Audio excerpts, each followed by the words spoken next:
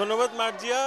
আমার সহকর্মী আদ্দিন সজীব যেমনটি বললেন যে গতকালকে রাত্রে থেকে এই ৩২ নম্বর ভাঙচুর যে কর্মসূচি শুরু হয়েছে সেটি এখন পর্যন্ত চলছে এবং চারদিকে উৎসুক মানুষের ভিড়েই এই কর্মসূচি চলছে এবং বাড়ি ভাঙার কাজটি চলছে।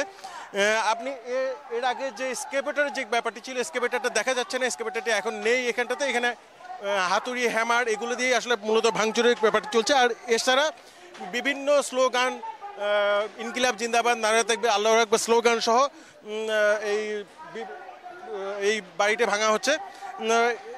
আপনি যেমনটি বলছিলেন যে কতক্ষণ পর্যন্ত এই কর্মসূচি চলতে পারে, এটি আসলে বোঝা যাচ্ছে না কতক্ষণ পর্যন্ত তারা এই কর্মসূচি চালাবেন এবং বাড়িটি পুরোপুরি গুড়িয়ে এখনো হয়নি, গুড়িয়ে দেওয়া হচ্ছে। আপনি দেখছেন যে এখানে ফিলিস্তিনের পতাকা উঠছে, বিভিন্ন ছোট ছোট পরিসরে কেউ কেউ স্লোগান দিচ্ছেন এবং বক্তব্য দিচ্ছেন, ফ্যাসিবাদ বিরোধী বক্তব্য দিচ্ছেন। এবং পিছনে একটি লাইব্রেরি ছিল, পিছনে এই বাড়ির পিছনে যে লাইব্রেরিটি ছিল সেই লাইব্রেরিটি আমরা পুড়তে দেখছি, এখনো আগুনে পুড়ছে।